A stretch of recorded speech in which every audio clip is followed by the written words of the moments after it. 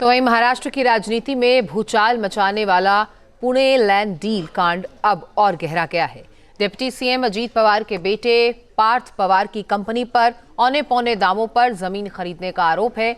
जमीन की डील अब रद्द हो चुकी है, लेकिन विपक्ष हमलावर है।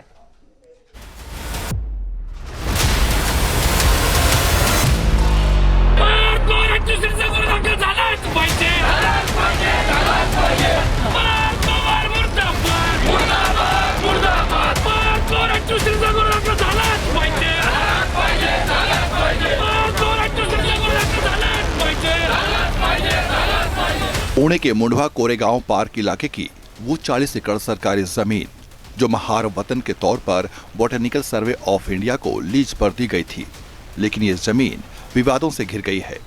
महाराष्ट्र के डिप्टी सीएम अजीत पवार के बेटे पार्थ पवार की पार्टनरशिप वाली अमीडिया होल्डिंग्स कंपनी ने कुछ महीने पहले जमीन खरीदी थी। जमीन का यह सौदा 20 मई 2025 को हुआ था। कागजों में इस जमीन की दर 300 करोड़ रुपए दिखाई गई, जबकि इस जमीन की बाजार कीमत 1800 करोड़ रुपए बताई जा रही है।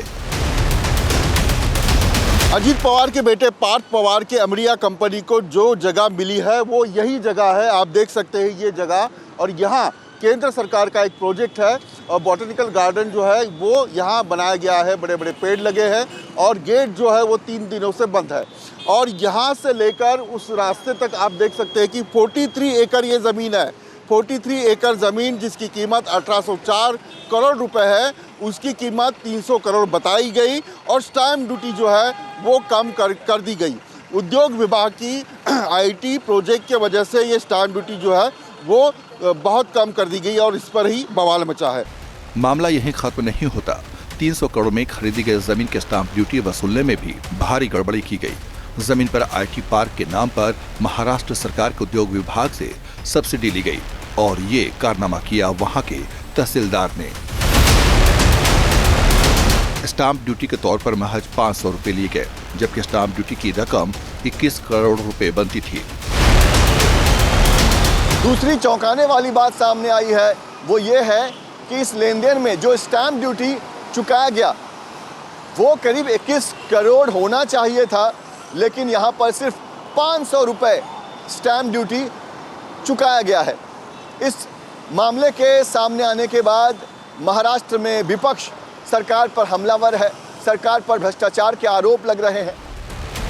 जिस अमीडिया एंटरप्राइजेज पर ये पूरा घालमेल करने का आरोप है, उसमें अजीत पवार के बेटे पार्थ पवार का 99% शेयर है, जबकि 1% हिस्सा दिग्विजय पाटिल के नाम पर है।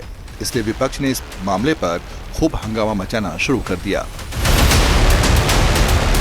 2024 में बनी कंपनी जिसके पास मात्र 1 लाख पूंजी थी, वो 2025 में 300 करोड़ रुपए का भुगतान करती है सरकार को जमीन खरीदने के लिए, और मात्र 500 रुपए की स्टैम्प ड्यूटी पर।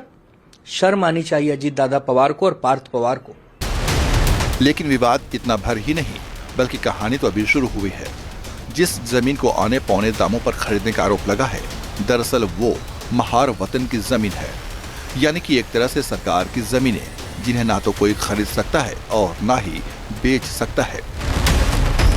वतनदारी यानी सेवा के बदले जमीन देने की प्रथा शिवाजी महाराज के शासनकाल से शुरू हुई। ब्रिटिश काल में भी विरासत में जमीन देने की यह प्रथा जारी रही। साल 1820 के आसपास मुंडवा की जमीनें गायकवाड़ फैमिली को मिली। इन जमीनों की खरीद बिक्री नहीं की जा सकती थी, इसलिए इन्हें वतन या इनाम जमीन कहा गया। महाराष्ट्र जो राज्य बना, जो शिवाजी महाराज का स्वराज्य बना, वो स्वराज्य में शिवाजी महाराज ने सभी जाति धर्म के लोगों को ज़मीनें बहाल की, इनाम दी, उसी को स्वराज्य बनाया और अपने सभी इस जाति धर्म के व्यवस्थापन में स्वराज्य में जो ज़मीनें बहाल की, उसमें से ये महार वतन इनाम वर्ग साहब ब जिसको कहते हैं वो महार वतन है। देश को आजादी मिली तो ये जमीनें सरकार के नियंत्रण में आ गई। 13 सितंबर 1955 को टैक्स न चुकाने की वजह से राज्य सरकार ने इस जमीन का अधिग्रहण कर लिया था। 12 दिसंबर 1955 को इसे बॉटनिकल सर्वे ऑफ इंडिया को 50 वर्ष की लीज पर दे दिया गया।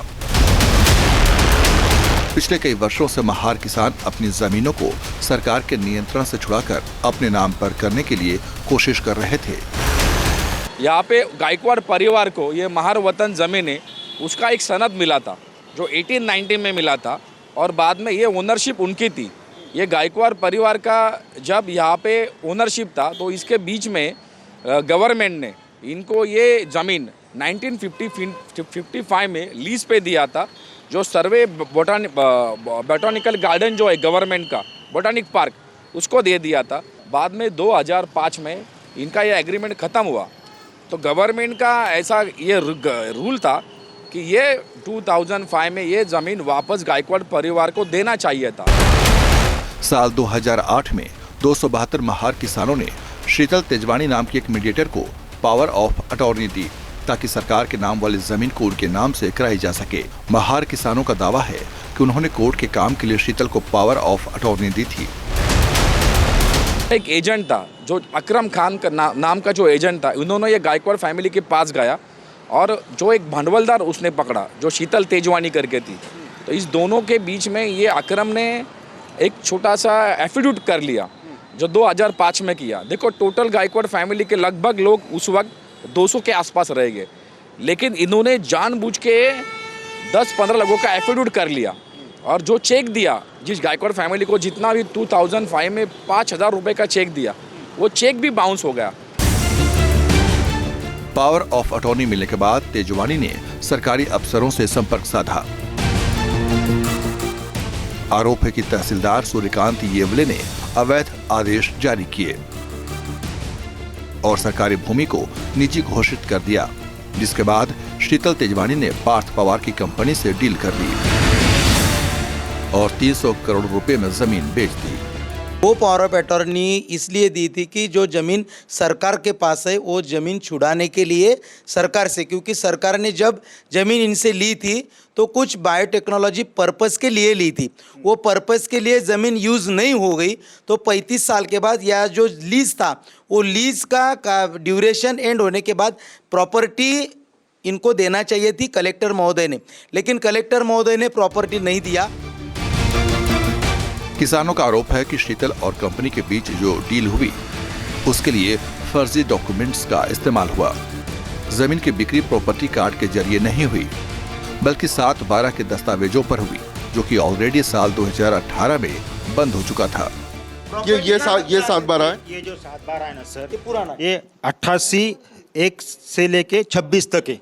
इस पे मुंबई सरकार है, लेकिन इसमें इतर अधिकार जो रहता है उसमें देखिए चिमा गोविंद महार, लाला चोको महार, ये जो नाम है ना बाबाजी दगड़ू महार, ये केशव वगैरह वगैरह, ये सब हमारी कम्युनिटी के महार लोगों के नाम है इसमें इतर अधिकार में।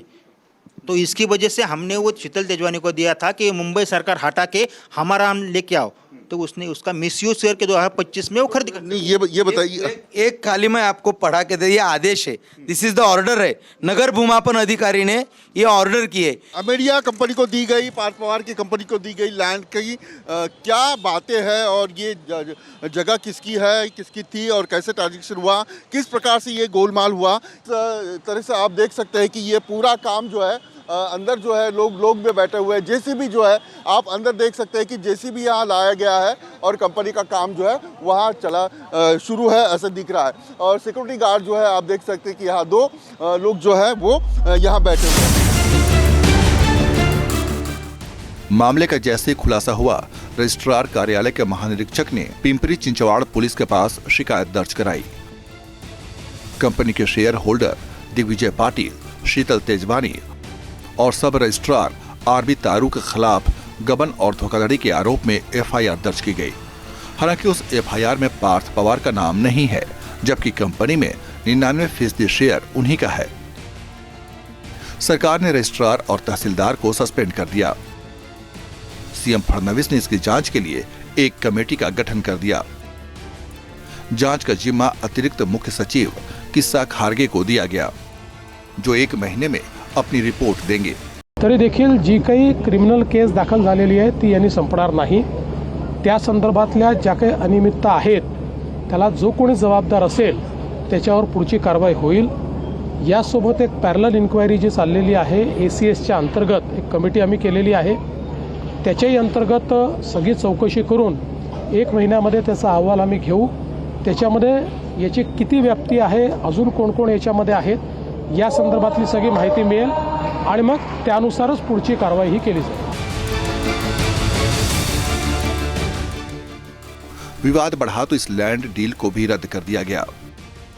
दूसरी तरफ पार्थ पवार के पिता यानी महाराष्ट्र के डिप्टी सीएम अजीत पवार ने इसे अपना पल्ला झाड़ दिया। पहले तो उन्होंने कहा कि अपने बेटे के लेन देन के मामले में कोई भी जानकारी नहीं थी, फिर कहा कि इस परियोजना में 1 रुपये का भी खर्च नहीं हुआ था। आणि मी त्यांना सांगितलं, जरी माझ्या घरातल्या जवळच्यांशी संबंधित असणारा हा विषय असला तरी तुम्ही राज्याचे प्रमुख आहात, तुम्हाला जे काही नियमाप्रमाणे करावं लागेल, त्याची चौकशी करावी लागेल, काय तुमच्या मनामध्ये समिती नेमायची असेल, जे काही करायचं असेल, कारण आपण एवढ्या मोठ्या राज्याचं नेतृत्व करतात ते करा. मला माझा त्या गोष्टीला पाठिंबाच राहील. तुमच्या लक्षात येईल की ह्या व्यवहारामध्ये 1 रुपया पण दिला गेला नाही, परंतु मला आज संध्याकाळी कळालं की ह्यामध्ये ते जे काही डॉक्युमेंट झालेले होते ते सगळे कॅन्सल करण्यात आलेले आहेत. अमीडिया एंटरप्राइजेज LLP को अब रद्दीकरण के लिए दोगुना स्टाम्प शुल्क देना होगा, जो 42 करोड़ रुपए है। डिप्टी सीएम अजित पवार ने भले ही इससे दूरी बना ली हो, लेकिन विपक्ष इस मुद्दे को यूं ही हाथ से जाने नहीं देना चाह रहा। मुंबई से लेकर दिल्ली तक सियासी माहौल गर्म है। उधर एनसीपी दफ्तर के बाहर लोगों ने धरना प्रदर्शन भी शुरू कर दिया है। मुंबई से पंकज मिश्रा के साथ विलास अठावले, टीम न्यूज नेशन। जहां भक्ति है हर शब्द में, कथाओं में छुपे हैं दिव्य रहस्य और ज्योतिष देता है जीवन को दिशा। धर्म से जुड़ी हर बातों को जानने के लिए हमारे चैनल स्तुति को सब्सक्राइब करें। चैनल पर जाने के लिए इस लिंक पर क्लिक करें।